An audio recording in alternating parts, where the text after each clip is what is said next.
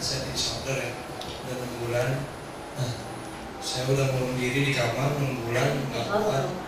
Habis itu saya itu ketika saya awalnya ke psikiater, terus saya nggak dapat motivasi dari orang tua.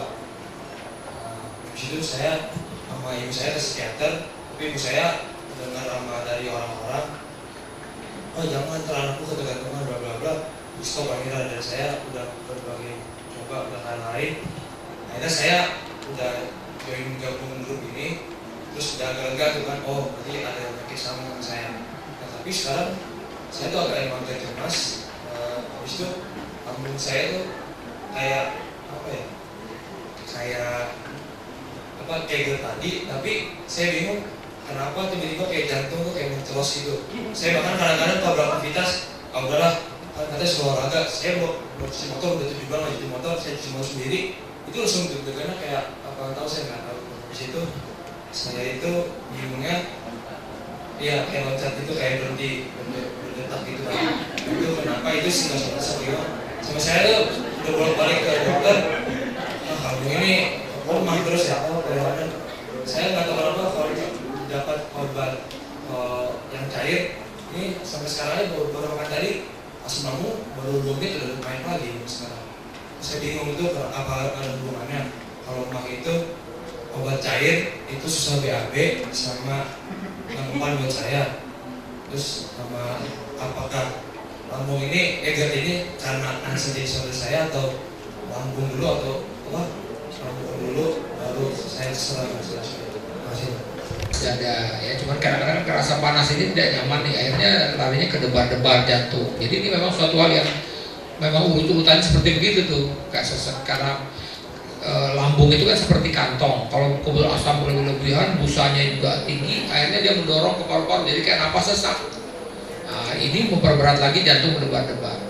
Nah, jadi bagaimana mengatasinya? Ya jelas dalam kondisi seperti itu tentu obat untuk menekan produksi asam lambung. Nah, obat menekan produksi asam lambung seperti yang saya sebutkan tadi, omeprazol segala macam itu harus digunakan. Kemudian obat-obat seperti oke lah yang tadi menjadi susah buang air besar, betul. Jadi seperti kelompok antasida ya, atau antasida itu mau polisilan misalnya, promah, apa untuk penilanta dan yang lain, itu memang membuat buang air besar kita susah ya, karena itu magnesium hidroksida, aluminium hidroksida itu membuat BAB jadi susah. Nah, jadi memang, tapi sifatnya obat itu hanya menetralkan, tidak mengobati. Jadi sebaiknya tadi kalau memang masih belum stabil, ya setengah jam sebelum makan minum dulu PPI, lansoprazol. Jadi pada saat makan tenang dia.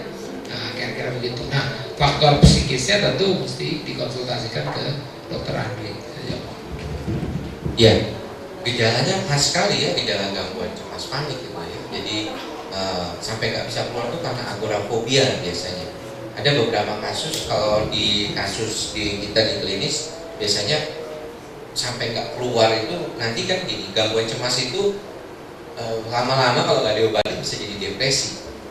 Ya, gejalanya jadi depresi, dimulai ada kehilangan minat. Kalau cemas itu kan gejalanya was-was, takut, ya rasanya seperti nggak nyaman. Kalau orang depresi gejalanya lebih kayak nggak ada minat, kemudian putus asa, mau mati, ya harapan nggak ada, moodnya nurun seperti itu ya. Jadi itu yang biasa terjadi, dan belakangan mulai menarik diri. Kalau orang gangguan panik menarik diri itu karena dia khawatir kalau di depan atau di dalam situasi yang membuat dia jadi tambah cemas, atau dia jatuhnya panik itu berulang. Makanya yang kita sering sebut ada masalah di sistem amigdalanya, di memori. Nah, memori ini sayangnya di amigdala ini berhubungan sama cemas. Jadi kalau orang itu cemas, makanya kenapa kalau dia gangguan cemas dia pernah panik, misalnya dia pernah serangan panik di mana, di sini misalnya, dia setiap melewati sini itu udah ketakutan, nanti bisa kena panik lagi di sana, atau di tempat-tempat tertentu di mana dia panik. Jadi kayak istilahnya tuh selalu kekhawatirannya makin luas. Apalagi kalau melihat daerah tempat mall yang tinggi misalnya, yang langsung kelihatan tuh, kayak gitu, kayak Senayan City, mallnya Citraland, ya itu kalau ngeliat langsung ke bawah itu langsung bisa kayak kok saya kayak mau loncat ya, seperti ada yang mau dorong loncat. Saya bilang jangan bisikan segala macam, itu perlu dikonfirmasi makanya kadang-kadang. Nah, gangguan cemas seperti ini memang perlu diobati ya, jadi karena nantinya kualitas hidup makin lama makin menurun.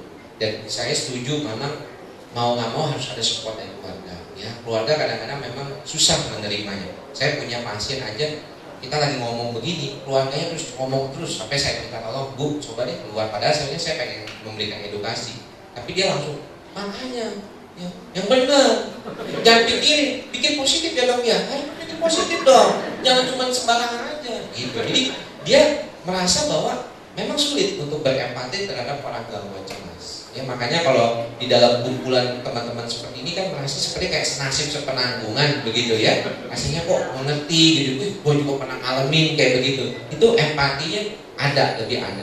Kalau yang kita nggak pernah ngalamin itu biasanya cuma di pikirannya doang. Cuma di pikiran doang. Ya, ini mah penyakit yang dibikin-bikin, misalnya begitu. Kadang-kadang tuh bikin ada pasien yang bilang, saya sakit hati loh dibilang begitu, katanya penyakit saya dibikin-bikin. Ada yang benar dok, katanya. Iya, saya memahami itu karena sebenarnya kalau di penelitian di Amerika itu kita bisa sih membuat orang itu jadi panik. Ya, kita suntik, ada salah satu obat yang kita bisa suntik, dia bisa jadi panik. Jadi bikin panik itu buat penelitian lain, bukan untuk use-nya hari, bukan untuk begitu ya, bukan. Atau kalau misalnya mau merasakan kayak apa tuh sebenarnya itu. Kalau untuk saya dulu pernah ngerasain kayak begitu, kayak di ayun-ayun tuh ya, jantung gara-gara makan obat salbutamol ya, golongan obat-obat asma atau bronchodilator, langsungnya rasanya kayak enak ya.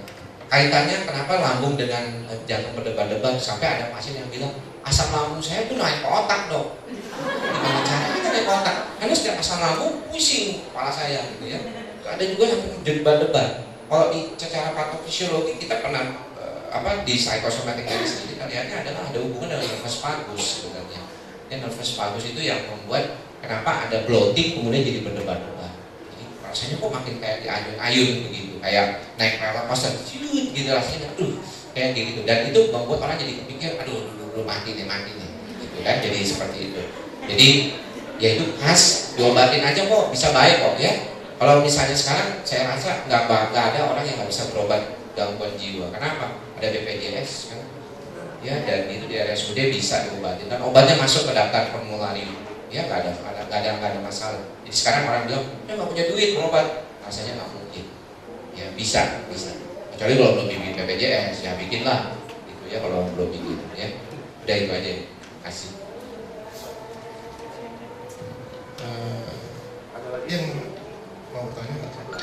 Satu lagi ya, terakhir Ya, ke Dr. Abi. Nama saya Hakim.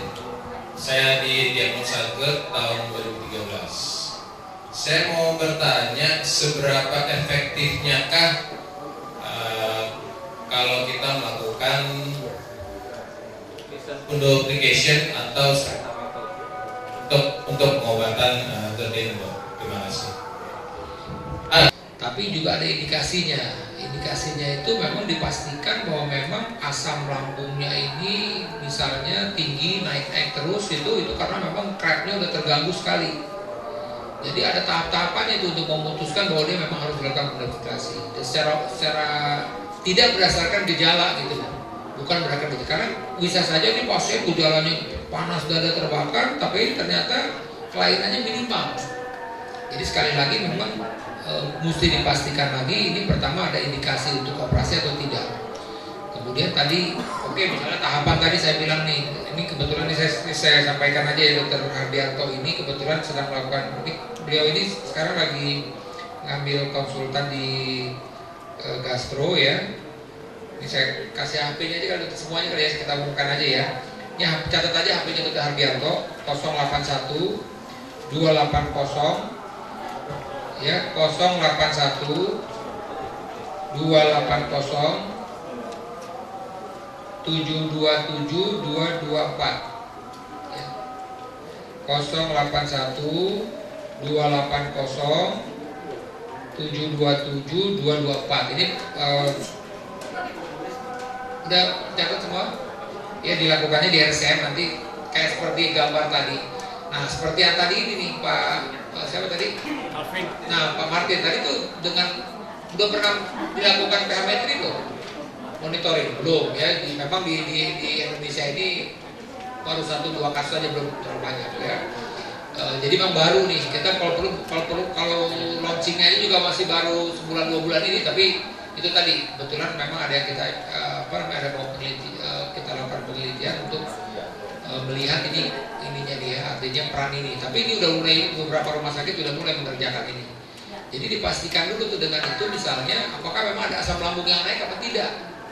Nah, ada asam lambung naik apa tidak di situ. Ternyata tidak ada reflux. Nah itu lebih nggak guna lagi tuh diikat.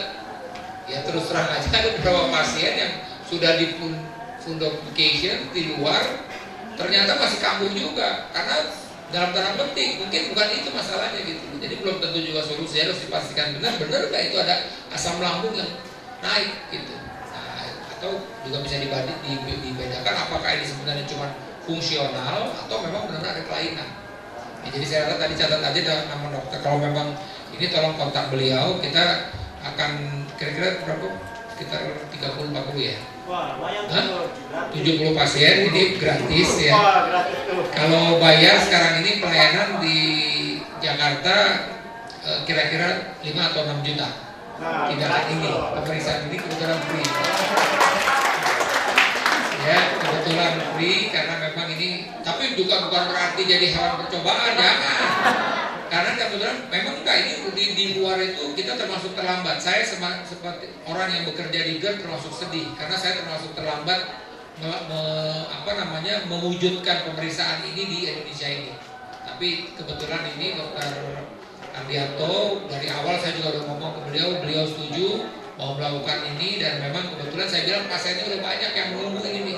Karena mesti ke Penang, mesti ke Singapura untuk ngerjain pH-metri dulu, ya. Saya rasa itu bisa dicatat nomornya, dan itu Mas Iko, terima kasih. Saya juga kebetulan memang mau balik lagi dulu ke rumah, nanti mau kondangan di Jakarta seperti itu Pak Andri. Tadi salah satu juga murid dari Dokter Ali. Kesempatan ini saya ada suatu pemeriksaan namanya pH-metri. Mungkin tadi sudah dijelaskan dengan Dokter Ali bahwa gimana gejala GERD. Oke, saya evaluasi sedikit aja. GERD itu ada dua, yaitu di gejala ekstraesofagal yang di luar esofagus. Mungkin nanti akan di bidangnya Dokter Anggoro, yaitu THT. Dan juga bagian dari penyakit dalam esofagal, yaitu dibagi menjadi dua, yaitu erosif esofagus, yang good standarnya adalah pemeriksaan dengan endoskopi saluran cerna atas, dan juga yang disebut dengan true GERD.